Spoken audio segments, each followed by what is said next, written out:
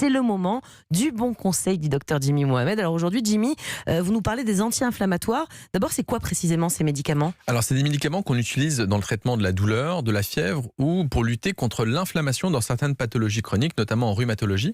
Et on distingue deux choses, les anti-inflammatoires non stéroïdiens, dont on connaît tous le nom, l'ibuprofène, l'aspirine, ou certains qui sont un peu plus forts, et puis les anti-inflammatoires stéroïdiens, représentés par la cortisone, qu'on peut utiliser au long cours dans certaines pathologies. D'accord. Et alors pourquoi on dit que anti-inflammatoire et infection, ça fait pas bon ménage ? Alors l'exemple est tout simple, l'explication est toute simple, pardon. Quand vous avez une infection, il se crée de l'inflammation. C'est-à-dire que quand vous avez une plaie, vous avez une zone rouge autour de la plaie qui fait dire à vos globules blancs, attention, il se passe quelque chose, il faut venir sur le site de l'infection pour défendre.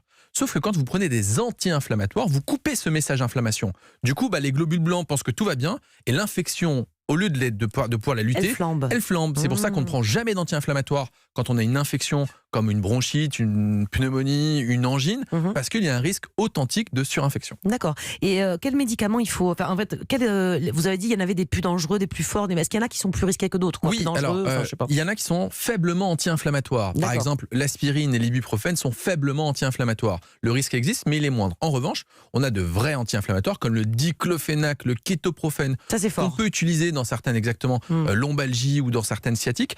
Eux, là, peuvent être extrêmement dangereux. Et attention, on n'associe jamais deux anti-inflammatoires ensemble. On ne prend jamais de l'aspirine avec de l'ibuprofène.